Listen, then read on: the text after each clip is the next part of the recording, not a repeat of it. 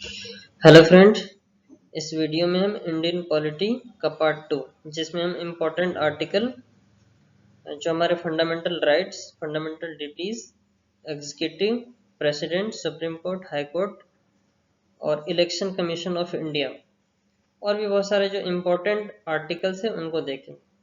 सभी आर्टिकल को डिस्कस करना तो पॉसिबल नहीं है, लेकिन जो मोस्ट इम्पोर्टेंट है जो हमारे एग्जाम जैसे कि एसएससी, सीजीएल और यूपीएससी के एग्जाम्स होते हैं उसमें काफ़ी इम्पोर्टेंट और कई बार पूछा जाता है। तो ऐसे आर्टिकल को हम डिस्कस करेंगे इसमें और सारे पार्ट्स को कवर करेंगे और सारे शेड्यूल को भी कवर करेंगे। तो ये इंडियन पॉलिटी का पार्ट 2 है जिसमें केवल हम आर्टिकल को ही डिस्कस कर रहे हैं। हालांकि हिस्टोरिकल बैकग्राउंड के बारे में मैंने दूसरा वीडियो डेवलप किया था कुछ महीने पहले, उसमें historical background of Indian constitution के बारे में पूरा मैंने डिस्कस किया। इस वीडियो में हम केवल आर्टिकल और पार्ट्स और शेड्यूल को देखेंगे। तो हमें पता है कि अभी जो इनिशियली 395 आर्टिकल थे, अभी 470 से भी ज़्यादा हो गए।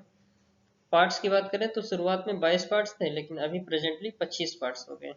शेड्यूल की बात करते हैं तो शेड्यूल प्रारंभ में 8 थे और अभी प्रेजेंट में टोटल 12 शेड्यूल हो गए। तो आर्टिकल, शेड्यूल और पार्ट्स के बारे में डिस्कस कर रहे हैं। तो पार्ट वन की बात करें तो पार्ट वन में क्या बताया गया है? यूनियन और इट्स टेरिटरीज के बारे में डिस्कशन है ना। यूनियन और टेरिटरीज के बारे में डिस्कस किया गया, जो कि आर्टिकल 1 से लेके 4 तक है। तो पार्ट वन जिसमें 4 आर्टिकल आएंगे 1 से लेके 4 तक, तो उसमें पहले आर्टिकल में ये बताया गया है, ये इस 1 to 4 तक पूरे आर्टिकल देखें तो उसमें यूनियन और इसकी टेरिटरीज के बारे में बताया गया है। अब आर्टिकल 1 की बात करते हैं तो उसमें लिखा गया कि India that is Bharat is union of state. मतलब इंडिया अर्थात भारत राज्य का संघ है ना। 28 राज्यों का संघ है। प्रेजेंटली 28 राज्य थे। और शेड्यूल 1 में क्या बताया गया? All the states included in the first schedule. जितने भी स्टेट्स होंगे उनको फर्स्ट शेड्यूल में रखा जाएगा, ऐसा शेड्यूल फर्स्ट में लिखा गया। 3 टाइप के स्टेट्स होते हैं, हमें पता है कि पहला जो होता है 28 स्टेट्स हो जाएंगे। दूसरी कैटेगरीज यूनियन टेरिटरीज का होता है, जैसे दिल्ली पौंडीचेरी हो गया, लक्षद्वीप हो गया, अंडमान निकोबार हो गया, पुडुचेरी हो गया और जम्मू और कश्मीर जो पहले राज्य हुआ करते थे अब वो यूनियन टेरिटरीज हो गए। तो इस तरीके से टोटल 8 यूनियन टेरिटरीज जो स्टेट्स ही होता है, लेकिन वो एक विशेष दर्जा होता है जहाँ पे उसका सेंट्रल गवर्नमेंट का पूरा रूल शासन होता है। और स्टेट्स में क्या होता है, हर एक स्टेट का अपना गवर्नर होता है, सीएम होता है। लेकिन यूनियन टेरिटरीज में ऐसा नहीं होता। दिल्ली को छोड़ दे तो, है ना, दिल्ली में चीफ मिनिस्टर तो होता है, ये साथ में प्राइम मिनिस्टर भी होता है। और जितने भी और यूनियन टेरिटरीज होते हैं वहां पे प्रेसिडेंट का रूल होता है, मतलब पार्लियामेंट का एक तरीके से शासन होता है। पूरा यूनियन का जो हेड होता है प्राइम मिनिस्टर, वो कंट्रोल करता है यूनियन टेरिटरीज के जितने भी मैटर्स होते हैं। और तीसरा जो है स्टेट्स में ही तीसरा सीडेड हो जाते हैं, जैसे कि सिक्किम हो गया। तो ऐसे स्टेट्स जो इंडिया में आना चाहते हैं उनको भी इंडिया में मिला दिया जाएगा, ऐसा ऐसे स्टेट्स जिनको सीड कर दिया जाएगा ना। तो 3 तरह के स्टेट्स हैं हमारे शेड्यूल फर्स्ट में। और आर्टिकल 1 में ये बताया गया कि इंडिया अर्थात भारत राज्यों का एक संघ है। आर्टिकल 2 की बात करते हैं तो parliament has the right to cede the territories in India with the information to the president. तो राष्ट्रपति की सलाह से पार्लियामेंट को ये पावर दिया गया है कि वो किसी दूसरे स्टेट्स को इंडिया में मिला सकता है, जैसे कि सिक्किम हो गया। तो ये 35th स्टेट है। इस तरीके के और भी बहुत सारे स्टेट्स हैं जिनको इंडिया में मर्ज किया गया था सरदार वल्लभ भाई के कार्यकाल में। फिर उसके बाद सिक्किम हमारा 35th स्टेट है जो इंडिया में मिलाया गया। और ये जो अमेंडमेंट हुआ था ये 16 मई 1975 को हुआ था, बाई 35th अमेंडमेंट एक्ट 1974। तो 35वां संविधान संशोधन जो 1974 में हुआ था, को state but 35 amendment act 1975 Sikkim 22वां राज्य बन गया था। तो पहले तो इसको 35 अमेंडमेंट एक्ट के तहत को स्टेट बनाया गया, अब पार्सली स्टेट है, कंप्लीटली नहीं है। फिर उसके बाद 35 अमेंडमेंट एक्ट 1975 में सिक्किम को कंप्लीटली इंडिया का एक स्टेट मान लिया गया, वो 22वां राज्य है। और यहाँ पे 35 स्टेट नहीं होगा, यहाँ पे 35 अमेंडमेंट हो जाएगा। ठीक है, उसके बाद आर्टिकल 3 में क्या बताया गया है कि पार्लियामेंट को ये अधिकार है कि वो किसी भी स्टेट के नाम और उसके बाउंड्री और उसके एरिया में परिवर्तन कर सकता है। जैसे कि बेरोबारी यूनियन केस 1960 में हुआ था, तो वो किसी न किसी स्टेट से ही रिलेटेड है, जिसमें कुछ चेंजेस हुए थे। उसके अलावा मध्य प्रदेश एमपी की बात करें तो छत्तीसगढ़ से एमपी या एमपी से छत्तीसगढ़ को सेपरेट कर दिया गया 1 नवंबर 2000 को। इस तरीके से उत्तराखंड से उत्तर प्रदेश को सेपरेट कर दिया गया 9 नवंबर 2000। इस तरीके से झारखंड से बिहार को सेपरेट कर दिया गया था, या बिहार झारखंड से सेपरेट हो गया 15 नवंबर 2000। आर्टिकल 4 जो है वो article 4 368 kept out of article 3 and 4। तो 368 को आर्टिकल 3 और 4 से अलग रखा गया है। आर्टिकल 368 में क्या है, ये संशोधन से रिलेटेड है, अमेंडमेंट। जो कॉन्स्टिट्यूशन में अमेंडमेंट होते हैं, परिवर्तन होता है, सुधार होता है, तो उसके लिए जो आर्टिकल है वो 368। तो एग्जाम में क्वेश्चन भी बनता है कि संविधान का कौन सा आर्टिकल है जिसके तहत पार्लियामेंट को ये अधिकार है कि वो किसी भी आर्टिकल में परिवर्तन कर सकता है, अमेंडमेंट कर सकता है ना, अमेंडमेंट, सुधार। तो आर्टिकल 368 के तहत वो सुधार होता है। तो इसमें क्या है कि 50% वोट लोकसभा से होना चाहिए, जिसमें 273 और 273 होना चाहिए, और 542 में से 273 होना चाहिए, है ना। और इसकी वजह से क्या होता है कि शेड्यूल पहला और शेड्यूल 4 भी अफेक्टेड होता है, प्रेसिडेंट का रेस्ट्रिक्शन भी होता है। तो ये आर्टिकल 4 से रिलेटेड है। पार्ट 2 की बात करते हैं तो इसमें नागरिकता के बारे में बताया गया है, पार्ट 2, जो कि आर्टिकल 5 से 12 तक है। पार्ट 1 में क्या था, आर्टिकल 1 से लेकर 4 तक था, जिसमें यूनियन और उसके टेरिटरीज को बताया गया है। और पार्ट 2 में नागरिकता के बारे में बताया गया है, जो आर्टिकल 5 से लेकर 12 तक है। इसको ब्रिटेन से लिया गया। तो सिंगल सिटीजनशिप का जो कंसेप्ट है ये ब्रिटिश कॉन्स्टिट्यूशन से बोरो किया गया। और सिटीजनशिप के बारे में सबसे पहली बार एरिस्टोटल ने बताया था। पॉलिटिकल साइंस, जो पॉलिटिकल साइंस के फादर हैं वो एरिस्टोटल है, और यही बायोलॉजी के भी फादर हैं। तो इन्होंने भी अपने सिटीजनशिप, अपने बुक में सिटीजनशिप का बेसिक कंसेप्ट और सिद्धांत को प्रस्तुत किया था। फिर उसके बाद आर्टिकल 5 की बात करते हैं तो किसे नागरिकता मिल सकती है, तो जिनका जन्म 26 जनवरी 1950 से पहले अगर इंडिया में हुआ है तो वे इंडियन के नागरिक हैं। 26 जनवरी 1950 जब संविधान लागू होता है। फिर उसके बाद अगर पेरेंट्स इंडिया के बाहर हैं और उनका सन या डॉटर बॉर्न होता है तो भी वो भारत का ही नागरिक होगा। जैसे लाला हरदयाल की बात करें तो ये इंग्लैंड गए थे गदर पार्टी के एस्टेब्लिशमेंट के लिए, तो इनके जो पुत्र हुए या डॉटर हुई वो भी भारत के ही नागरिक माने जाएंगे 26 जनवरी 1950 से पहले। एनी बेसेंट की बात करें तो ये भारत के नागरिक तो नहीं थी, लेकिन 26 जनवरी 1950 से पहले इंडिया में ही थी, तो इसलिए इनको भी भारत का नागरिक माना जाएगा। आर्टिकल 6 में क्या बताया गया, परमिट रूल है, मतलब कोई अगर इंडिया से पाकिस्तान में जाना और आना चाहता है तो आ सकता है 19 जुलाई 1948 से पहले, तो फिर वो भारत का नागरिक होगा। इस तरीके से आर्टिकल 7 की बात करें तो ये रिटर्न रूल की बात करता है, अगर इंडिया पाकिस्तान चला गया है फिर से वो भारत में आना चाहता है आ सकता है।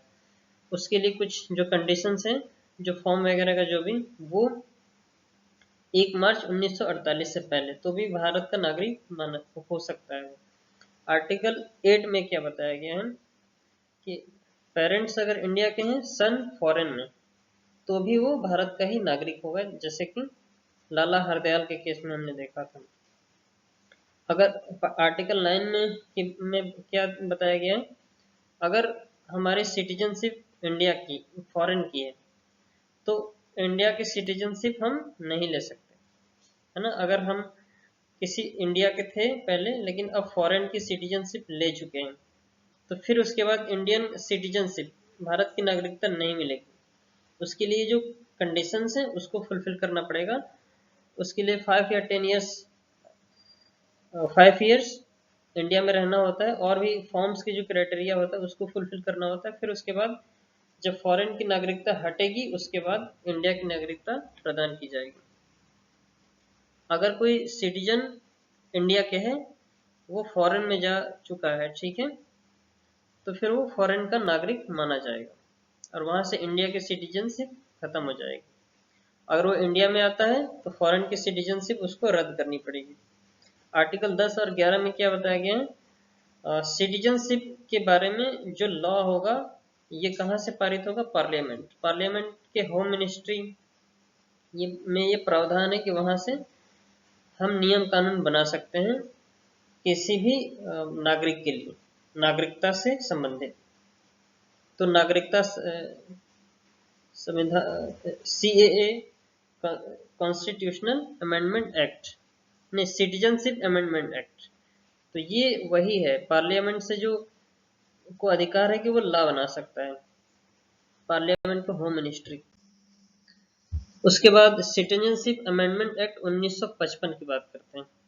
अभी पार्ट 2 में सिटीजनशिप हमने देखा ही है, तो इसमें अमेंडमेंट सुधार हुए हैं, संविधान संशोधन हुए हैं। संविधान संशोधन 1955 में हुआ था, फिर 86 में हुआ था, उसके बाद 92 में हुआ था, 2003 और 2005 में हुआ था। तो ये जितने भी अमेंडमेंट्स हैं वो सिटीजनशिप से रिलेटेड है। तो बाय बर्थ 26 जनवरी 1950 हमने देख लिया है। बाय डिसेंट इनहेरिटेंस मतलब वंशावली, अगर हमारे वंशज इंडियन है तो हम भी इंडियन हो जाएंगे, ऐसा 1986 और 2003 के संविधान संशोधन में बताया गया है। फिर उसके बाद इंडिया की नागरिकता कैसे ले सकते हैं, तो रजिस्ट्रेशन के थ्रू ले सकते हैं। अगर हम फॉरेन में रह चुके हैं और फॉरेन की नागरिकता है हमारे पास लेकिन हम इंडिया की नागरिकता प्राप्त करना चाहते हैं तो उसके लिए रजिस्ट्रेशन प्रोसेस होता है और कुछ 10 ईयर्स का रजिस्ट्रेशन प्रोसेस होगा, वो 1992 में बताया गया। फिर उसके बाद नेचुरलाइजेशन है, मतलब हमारा इंटरेस्ट होना चाहिए इंडिया के कल्चर, साइंस या फिर कम से कम एक लैंग्वेज फॉर 10 ईयर्स, 10 साल का हमारे पास जानकारी हो पहली चीज लैंग्वेज की, और उसके अलावा इंटरेस्ट होना चाहिए हमको भारतीय संस्कृति के कल्चर, साइंस। तो ये दूसरा नेचुरलाइजेशन प्रोसेस, इसके थ्रू भी भारत की नागरिकता मिल सकती है। फिर उसके बाद एक्वायर्ड लैंड, जैसे कि सिक्किम 16 मई 1975, तो ये भारत में मिला दिया गया था सिक्किम को, एक्वायर्ड लैंड। फिर उसके बाद सिटीजनशिप खत्म कैसे हो सकता है, वंचित, डुअल सिटीजनशिप रिमूवल। हाँ, तो अगर हमारे पास दोहरी नागरिकता है तो भारत की नागरिकता ऑटोमेटिक रद्द हो जाएगी। अगर हमारे पास मान लेते पाकिस्तान की भी नागरिकता पहले से, तो उस समय इंडियन की नागरिकता खत्म हो जाती है, उससे हम वंचित हो जाते हैं। पार्ट 3 की बात करते हैं जो कि आर्टिकल 12 से लेकर 35 तक है। और ये पार्ट 3 में क्या बताया गया, फंडामेंटल राइट्स के बारे में बताया गया है। इसी को हम मैग्ना कार्टा कहते हैं। CGL के एग्जाम और NTPC के एग्जाम में ये क्वेश्चन आया था कि इंडियन कॉन्स्टिट्यूशन का कौन सा पार्ट है जिसे हम मैग्ना कार्टा के नाम से भी जानते हैं, तो इसका करेक्ट आंसर है पार्ट 3। तो ये फंडामेंटल राइट्स होते हैं ये नैसर्गिक होते हैं, इसको हमसे कोई भी नहीं छीन सकता, सरकार भी नहीं छीन सकती, क्योंकि ये पार्लियामेंट के द्वारा भारत के हर एक नागरिक को प्रदान किया गया। कुछ इंपॉर्टेंट पॉइंट्स हैं जैसे कि नेहरू रिपोर्ट्स हो गया 1928 में आया था, कराची सेशन 1931 में था, सस्पेंशन टेम्परेरी मतलब फंडामेंटल राइट को सस्पेंड कर सकते हैं प्रेसिडेंट के द्वारा इमरजेंसी के केस में, रेस्ट्रिक्शन रेस्ट्रिक्शन भी लगा सकते हैं। परमानेंट फंडामेंटल राइट्स को रेस्ट्रिक्ट किया जा सकता है पार्लियामेंट के द्वारा, ऐसा बताया गया है। जब कोई क्राइम वगैरह करेंगे तो उस केस में हमारा जो फंडामेंटल राइट्स होते हैं वो खत्म हो जाते हैं। सस्पेंशन, टेम्परेरी सस्पेंशन भी होता है जब प्रेसिडेंट रूल होता है, फाइनेंशियल इमरजेंसी या नेशनल इमरजेंसी होती है, तो उस केस में हमारी जो फंडामेंटल राइट्स हैं वो समाप्त कर दिए जाते हैं। प्रोटेक्शन, उसकी सुरक्षा का जो दायित्व है वो हमारे जुडिशरी को दिया गया है, जैसे कि सुप्रीम कोर्ट, हाई कोर्ट्स, ये हमारे फंडामेंटल राइट्स के को प्रोटेक्शन देते हैं। Enforceable, debatable, fundamental rights enforceable और डिबेटेबल होता है, मतलब इसके बारे में डिबेट की जा सकती है और इसके बारे में इन्फोर्स लॉ वगैरह इम्प्लीमेंट किया जा सकता है। फिर उसके बाद पार्ट 3 आर्टिकल 12 से 35 फ्रॉम यूएसए, अमेरिका से लिया गया है ये। तो पार्ट 3 का पहला वाला, इसको भी 6 पार्ट में हम लोग देखेंगे। 12 से 35 तक का जो आर्टिकल है वो 6 पार्ट में। तो पहला जो राइट है, राइट टू इक्वेलिटी, सारे के सारे फंडामेंटल राइट्स हैं, उसमें से पहला जो है फंडामेंटल राइट्स वो राइट टू इक्वेलिटी, सबको बराबरी का अधिकार रहेगा, ऐसा आर्टिकल 12 से लेकर 18 तक बताया गया है। तो आर्टिकल 12 में क्या है, डेफिनेशन के बारे में है, state centre, state local government, electric board ONGC. तो ये सारी डेफिनेशंस हमारे आर्टिकल 12 में है जो फंडामेंटल राइट से ही रिलेटेड है। फिर उसके बाद आर्टिकल 13 की बात करें तो इसमें पर्सनल लॉ है, जैसे कि डेरोगेशन, इनकंसिस्टेंट। तो पर्सनल लॉ, हर एक धर्म का पर्सनल लॉ जो होता है अपना खुद का, वो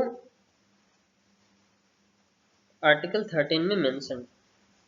फिर उसके बाद आर्टिकल 14 की बात करें तो आर्टिकल 14 में प्रेसिडेंट और गवर्नर को बताया गया। तो प्रेसिडेंट के बारे में आर्टिकल 17 में है और गवर्नर के जो राइट्स हैं वो आर्टिकल 162। फिर उसके बाद इक्वेलिटी बिफोर लॉ, मतलब विधि के समक्ष सभी लोग समान हैं। एवी डेशाई, यूनाइटेड किंगडम से ये बात रखी गई आर्टिकल 14 में। इक्वल प्रोटेक्शन ऑफ लॉ रहेगा, ये यूएसए से लिया गया है, जो कि एक तरीके से फंडामेंटल राइट्स में ही आता है। फिर उसके बाद आर्टिकल 15 की बात करते हैं तो गवर्नमेंट एंड पब्लिक, अगर हम देखें ऑन ग्राउंड ऑफ रिलीजन, धर्म, जाति, लिंग और बर्थ, वंशज के आधार पे सारे गवर्नमेंट और पब्लिक सेक्टर में समानता रहेगी। आर्टिकल 15 के तहत किसी भी नागरिक को धर्म, कास्ट, लिंग, बर्थ और वंशज के बेसिस पे भेदभाव नहीं कर सकते। तो सब राइट टू इक्वलिटी, एक तरीके से सबको इक्वल राइट्स दिया गया है। फिर उसके बाद आर्टिकल 16 की बात करते हैं तो इक्वल अपॉर्चुनिटी ऑफ एम्प्लॉयमेंट, मतलब एम्प्लॉयमेंट से रिलेटेड सभी को समान अधिकार प्राप्त होंगे, रोजगार से संबंधित। फिर उसके बाद आर्टिकल 17 की बात करते हैं, एंड ऑफ अनटचेबिलिटी, मतलब छुआछूत का अंत किया जाता है, ऐसा आर्टिकल 17 में मेंशन है। फिर उसके बाद आर्टिकल 18 की बात करते हैं, एवोल्यूशन ऑफ टाइटल्स। तो इसमें टाइटल्स को खत्म कर दिया गया, जैसे पहले टाइटल्स हुआ करते थे महाराजा धीराज, इस तरीके जो टाइटल्स हुआ करते थे उस तरह के टाइटल को खत्म कर दिया गया है। जो डिग्रीज होती हैं जैसे पीएचडी में उसमें डॉक्टर लगता है, उसको छोड़ के एमबीबीएस हो गया, ये सारे टाइटल्स हमने अर्न किया है तो वो टाइटल्स रहेंगे, बाकी खुद से कोई टाइटल नहीं लगा सकते हैं। तो आर्टिकल 18 में टाइटल का अंत किया गया। फिर उसके बाद पार्ट 3 के दूसरे पार्ट की बात करते हैं तो इसमें राइट टू फ्रीडम के बारे में बताया गया, जो कि आर्टिकल 19 से लेके 22 तक है। आर्टिकल 19 को हम बैकबोन ऑफ कॉन्स्टिट्यूशन कहते हैं, मतलब संविधान की रीढ़ की हड्डी आर्टिकल 19 को कहा जाता है, ऐसा क्वेश्चन बना है एग्जाम में, तो यहाँ से इंपॉर्टेंट क्वेश्चन बनता है। फिर आर्टिकल 19 के क में पहले पार्ट में राइट टू एक्सप्रेशन, हम एक्सप्रेशन मतलब राइट टू एक्सप्रेशन, एक्सप्रेस करने का अधिकार है, अपनी भावनाओं को व्यक्त करने का अधिकार है। जैसे burn of statue of leader, कोई प्रतिमा है कोई, तो उसको हम बर्न करके अपने एक्सप्रेशन को दिखाते हैं, है ना। तो स्पीक बोल सकते हैं, साइलेंस चुप रह सकते हैं, मीडिया को आज़ादी, फ्लैग फ्लैग दिखा सकते हैं, राइट टू इंफॉर्मेशन। तो ये सारे राइट्स हमारे आर्टिकल 19 में मेंशन है। असेंबली बना सकते हैं, एसोसिएशन कर सकते हैं, है ना, सभा कर सकते हैं। फिर उसके बाद फ्री कहीं मूव सकते हैं, किसी भी स्टेट्स में आ जा सकते हैं। रेसिडेंस अगर अच्छा लगे तो वहाँ पे निवास कर सकते हैं। फिर अगर हमें लगता है तो राइट टू प्रॉपर्टी, प्रॉपर्टी खरीद सकते हैं। उसके बाद 19F में क्या है, 19G में राइट टू ट्रेड, मतलब व्यापार कर सकते हैं। हालांकि 19F जो है उसको हटा दिया गया, अब ये फंडामेंटल राइट्स नहीं है, अब ये एक तरीके से लीगल राइट्स हो गया।